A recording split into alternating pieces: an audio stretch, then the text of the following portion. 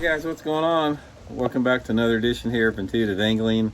Really appreciate you guys taking some time to check the video out. Know that you could be doing some other stuff possibly, but visiting with me for a couple minutes is much appreciated here. And we're going to have a conversation today about drum and what it means when you catch a drum, and how you can use catching drum to help lead you to more bass as a result of that. So got quite a bit of experience in that I'm going to share with you guys here today. And real quick before we get started in today's video, just wanted to remind you guys, if you hadn't had a chance to check out our merchandise on the channel, right at the bottom of the page or of my YouTube channel, you'll see all the merchandise we have available: hoodies, t-shirts, cups, backpacks, that type of stuff with the Intuitive Angling logo. It's a good way to help support the channel if you want to do that. Much appreciated. Okay, we did a video last week talking about catfish, and sort of the same thing about what catching catfish tells you about bass behavior, what you can do to do it. Sort of the same thing along the lines of drum. It's like catfish. When you catch one bass fishing, it's sort of like, you're deflated because they bite the same, and it's just sort of depressing when you catch one, especially in a tournament. Unless you just want to get big, and that's pretty fun because they fight pretty good.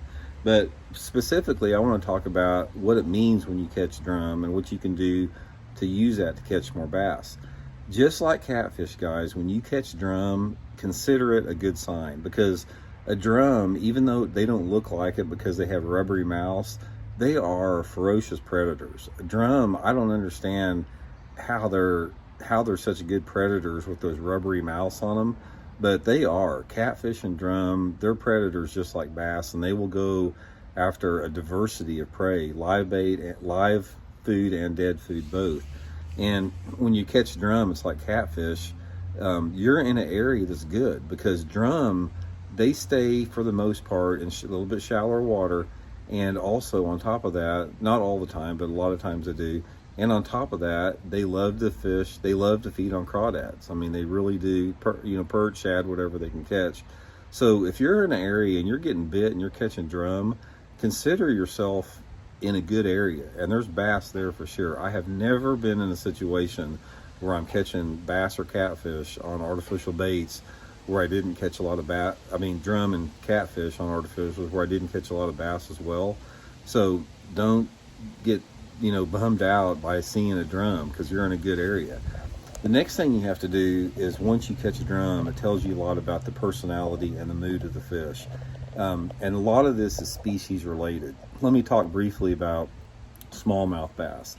If you're fishing in an area that has a lot of smallmouth bass, specifically like up in the Great Lake areas, or some of the Highland impoundments, East Tennessee, that type of stuff, a lot of the drum that you catch in a smallmouth heavy impoundment tend to be those drum that are on the bottom. You catch them on tubes, you catch them on jigs, shaky heads, some type of a bottom bouncing lure, because normally in a lake that has smallmouth, the bass and the drum are usually a little bit deeper, especially this time of year. One of the things that you can do to trigger bass over drum is how you work the bait. Say, for example, if you're fishing a jig head tube or a finesse jig or something like that, you will notice that you'll catch a lot more drum if you fish that bait slow, like if you're dragging it or just barely, twitching it along the bottom. The drum will bite that presentation. But if you're in an area where you're catching a lot of drum on that, try snapping that bait off the bottom hard. Like if you're fishing a shaky head or finesse jig or something and you're just working along the bottom, try popping it real hard, like where it pops off the bottom like 2 feet. I have found if I'm fishing a drum heavy area where there's smallmouth and you pop that bait hard off the bottom, it will reduce your drum bites by 90%, and it will increase your bass bites tremendously. I figured this out fishing up at Lake Erie years ago, and I've taken it around the country and used it in other areas. Now, for traditional man-made impoundments, most of the time I catch drum in 2 different situations. I catch a lot of I catch a lot of drum on crankbaits, specifically shallow crankbaits, smaller shallow crankbaits, like small square bills, those little small bait like that Megabass Z2 or Z3, some type of a small crankbait. What? Look at Elijah's.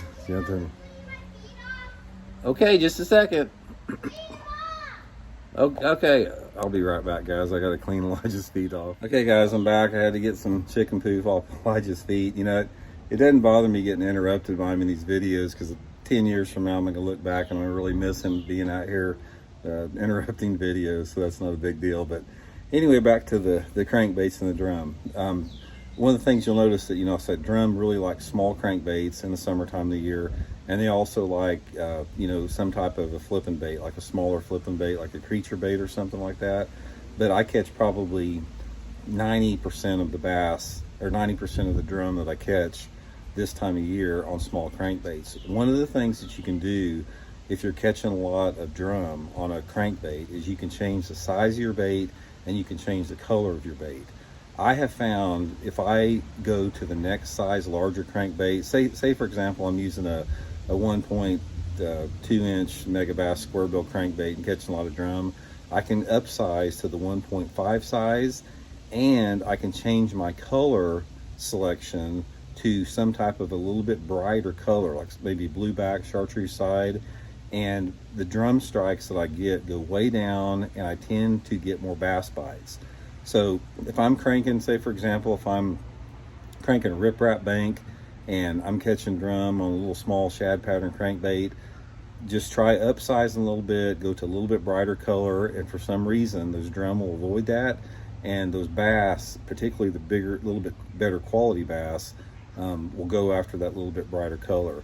Also with that is if you speed your retrieve up a little bit more, that tends to generate a few more bass strikes and less drum strikes. And once you get used to it, like if you're fishing a slow bait or even a crankbait too, you'll know if it's a drum seconds after it bites, because normally a drum, the bite is a lot more aggressive, and you know immediately when they start fighting, they just fight differently. But a drum will strike a bait a lot more aggressively than a bass will. A bass, a lot of times when you're like reeling a crankbait through the water, it just feels like it loads up like a pressure bite. In a drum, it's like they almost take the rod out of your hand sometimes. So that's been the big things for me, guys, as far as what I do. I welcome drum in an area. I know that I'm in a good area, and just by changing those little few things, like I talked about with how to work your slow baits on smallmouth lakes and the crankbait deal on the regular man-made impoundments, it'll get you a few more bass bites and it'll get you less drum bites. So hope that helps out, guys. And like I said, don't get bummed out when you catch them. And hey, another thing about it is if you guys like to eat fish, their drum are pretty good to eat. I mean, because a lot of people don't see them as that, but there was an Amish family that built a house I had up north of Joplin, and I'd take them fishing, and that was like one of their favorite things. They love to catch and eat drum. So just if you flay them out, you get the red meat out of them, they're really good to eat too. So that can be sort of a bonus there. So I hope you guys are doing good. Talk to y'all later.